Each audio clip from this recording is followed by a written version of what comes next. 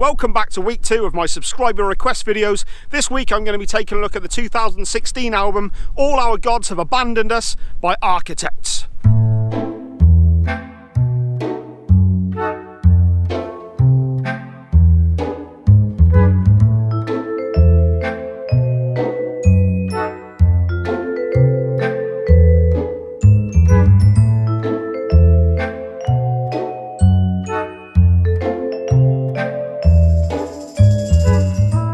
Before I get started, I'd just like to give a quick shout out to J Abad Caldeirdo. I hope I'm pronouncing your name right, please let me know if I haven't. It's too late now. Who requested this request. Smooth. One of the benefits of doing these request videos is it gives me an excuse to go and check out bands that, quite frankly, I should have been checking out in the first place. Last week I did Arcane Roots, which is a fantastic album. This week is Architects, a band who I have heard of, but never got round to checking out. So I'd like to thank J Abad for recommending this one and getting me to check it out. The band are classed as metalcore, and there's certainly a lot of elements of that in their sound, and they hail from Brighton, Englandshire. Straight from the off, it's easy to see that they're influenced by bands like Killswitch Engage, Meshuggah, Gojira, but the one that without doubt stands out the most is Dillinger Escape Plan. And as I did a bit of research into the band, I found out indeed that when they were starting out, when they were younger, Dillinger Escape Plan was kind of the band that they aspired to and wanted to be like. So it makes perfect sense, but they've certainly got their own sound, that's for sure. This is their 7th studio album, and as I said in the intro, it was released in 2016, and I can't believe I never checked it out before. It's their follow-up to the 2014 album, Lost Forever, Lost Together. Okay, just a quick rundown of the band. On vocals we have Sam Carter, Dan Searle on drums, Alex Dean on bass, Adam Christiansen on guitar, and this is his the first album he appeared on. I think he roaded for the band for a few years before. And Tom Searle, who plays a very, very large role, not just in the band in general, but especially for this album, for reasons I'll get into in a little while. Just to give you a little idea of where the band stand on a lyrical front. All the members of the band, from what I gather, are vegan, and they all support the Sea Shepherd Conservation Society that supports conservation of marine life. So I think it's fair to say that this is a band that have very strong political and ideological beliefs, and they're not afraid to back them up. Now, usually I like to inject a certain amount of humour into my videos, and I find that quite difficult to do with this album, because this is a heavy album, not just in terms of music, but thematically, lyrically, emotionally. This is a heavy album. I actually found it quite tiring at times, not in a bad way, just it took a while to digest. The lyrics are very heavy. It really takes a look at humans as a species, what we're doing to the planet, what we're doing to ourselves. So I mean, in this album you get environmental issues covered, you get war covered, death. It's a very heavy one. One thing that hovers over the album from start to finish, I mentioned Tom Searle earlier on. He's the guitarist. I believe he's been there since the very beginning, and he was considered to be their primary songwriter. He was dealing with skin cancer.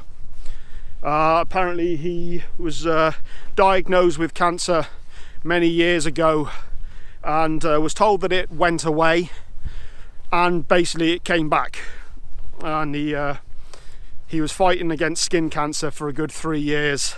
The recording of this album, he was fighting a battle against cancer while recording this album. Tragically he passed away, I think it was in 2016. The same year that this album came out. Whether he knew he was going to die or not, I don't know, but he was obviously questioning his own mortality, and that shows up in the lyrics a lot in this album.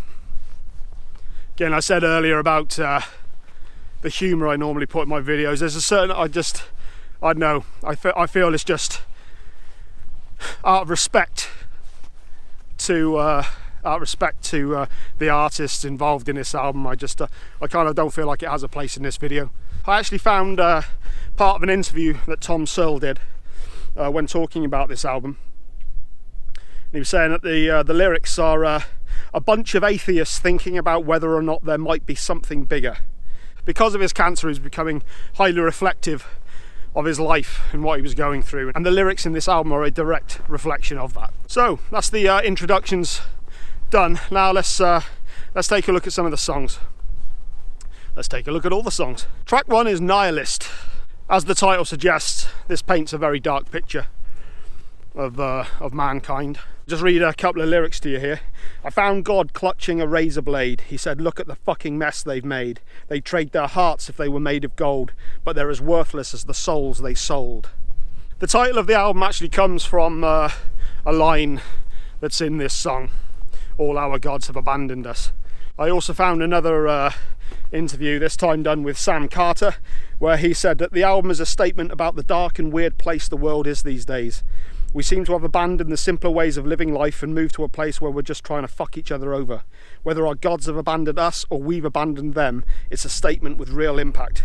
When you see that title, you know it's going to be a heavy record, heavy in title, heavy in songs. And yeah, that's certainly true. That's definitely true.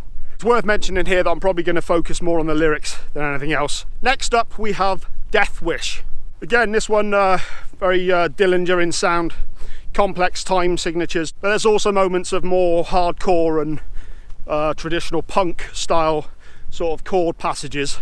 Turn a blind eye until the day we die. Maybe we've passed the point of no return. Maybe we just want to watch the world burn. In terms of the vocal style, I found Sam Carter to be very reminiscent of Chester Bennington, which is not a bad thing.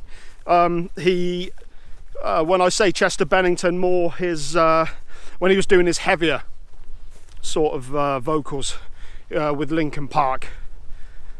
Very expressive, very emotional. Next up we have Phantom Fear. Much stronger gent feeling on this song, I felt, really accentuating those single sort of low notes. Has a reprieve in the midsection that conjures up a more reflective, contemplative nature. They will sow the seeds of blind contempt, then let us bleed until our heart's content. Hidden in plain sight, lost in black and white, I'll chase the dying of the light. Before things amp up again with no love, no empathy, our fellow man is now our enemy. Heavy stuff, heavy as fuck. Next up we have Downfall. This was the third single to be released, or at least the third video, whatever's called a single nowadays. I assume that this is about the powers that be. Politicians and big business corporations who suck us dry and leech the world of resources, control through fear, and do it over and over again, causing all sorts of destruction and suffering purely for monetary gain. They'll line their pockets and leave us 6 foot deep in debt, always out for blood, preying on the weak. We can count on them to paint the future bleak, but still we're standing by whilst they bleed us dry. Again, not very happy lyrics on this album at all. Next up we have what would have been the second single, and this is Gone with the Wind. Musically it reminded me a lot of Animals as Leaders. I'm aware that this band has been around longer than Animals as Leaders. I'm just saying that this reminded me very much of that style. The Empty Hourglass. Take my eyes, I cannot see sense, past and future tense. Every moment is dead to me, safe and sound, anywhere but here. I see it crystal clear, but it means nothing to me. Emotional shit. A Match Made in Heaven. This was the first single and video to be released. And I'm guessing from the lyrics and the accompanying video that this is about Western interference in foreign countries. All sorts of images of Tony Blair and politicians, Western politicians, and war and all that fucked up shit that never seems to stop. War sucks. Tell me, was it all worth it to watch your kingdom grow? All the anchors in the ocean haven't sunk this low. So who's left to count the cost? Beneath the ruin lies a story of the lives lost. Weighs heavy. Gravity is up next, and I guess this is about letting go of anger. The pointlessness of anger, of hanging on to it. Not just as an individual, but as a species, I'm guessing. I've heard it all before. Aren't you tired of all the violence inside of you? Just let go. There's also a line that says, I met the devil and God and couldn't tell them apart. I'm wondering if this is talking about the good and evil that's inherent in every man, and ultimately how it's up to the individual to choose the path which they go on, which we all possess that. We all possess that choice. We all have things happen to us in life, and I guess we have no control over situations. Only our reaction to them. Next up, we have All Love Is Lost, and this starts out with a much more slower chord-based pattern as opposed to a riff. Yeah, much slower and more plodding than a lot of the other songs on the album. I found that this song actually added a bit more variety to the album. One of the few issues I have with the album is a little formulaic. Each song does kind of blur into the next in terms of style and formula. This one felt a little bit different, welcomely so. Penultimate track, From the Wilderness. I get the sense from the lyrics on this that this is about mankind and what we're doing to the planet and to ourselves. We may be infinite, but this world is not. Something that we once knew, that we long forgot. Once again, I cannot escape the Chester Bennington comparisons on this song. And finally, we have the truly epic closer to the album, Memento Mori. This is a Latin phrase meaning remember you must die, or more specifically I think it's be mindful of death, which fits in very well, I guess, with the overall theme of the album. Remember what's important in life. I think there was an interview I read where one of the guys was talking about not letting the ego take over.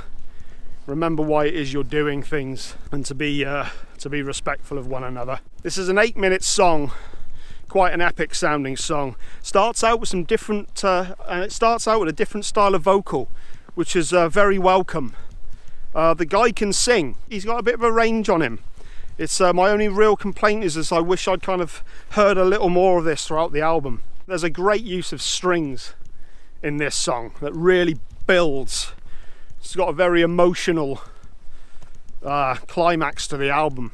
There's also one of the heaviest moments on the album as well, this furious double bass kick drumming that syncs up perfectly with the rest of the instruments and the strings as well. Really beautiful, really works well, this song. The outro to the song is a narration. It sounds, I'm not sure if it's from a lecture or if it's from a TV, from like a documentary or something. And I'm not quite sure who the guy is who does it, but he sounds very scholarly. Scholarly? You can't hang on to yourself. You don't have to try not to hang on to yourself. It can't be done, and that is salvation. Memento Mori. Be mindful of death. And those are that's the closing words of the album. If this is the sort of direction that they're willing to go in the future, then I'll definitely be paying attention. I do remember one of them saying how now that Tom had passed, they were a little uncertain of their future. I think they're going to carry on, but I think it was on the grounds that the music they made was up to the standard that he would have written, being that he was their chief songwriter. So yeah, I'm very interested to see what comes up next for this band. This certainly wasn't the cheeriest or funniest of the reviews I've ever done, but I just didn't feel it was appropriate considering the subject matter and quite frankly how the album made me feel. It's a very intense album, a very emotional album. I urge you all to check it out, that's for damn sure. I mean, musicianship wise, these guys they certainly know how to play, that's for goddamn sure. Very heavy. As I said, it's the lyrics that really sell this album. If you're looking for an album that has a lot of depth, a lot of soul, a lot of real emotion, raw emotion, and a band expressing themselves truly, then I would check out this album. Very, very good, very highly recommended. Great album. So that was All Our Gods Have Abandoned Us by Architects. What have I got coming up next? Next week I will be reviewing the Napalm Death album, the new Napalm Death album, a compilation album of unreleased B-sides, etc. Is unreleased B-sides? Surely B-sides would have been released as a B-side. And yes, also my subscribers' request will be Uncle Acid and the Deadbeats. So make sure you come back for that one. So yeah, like, subscribe, comment, share, notification.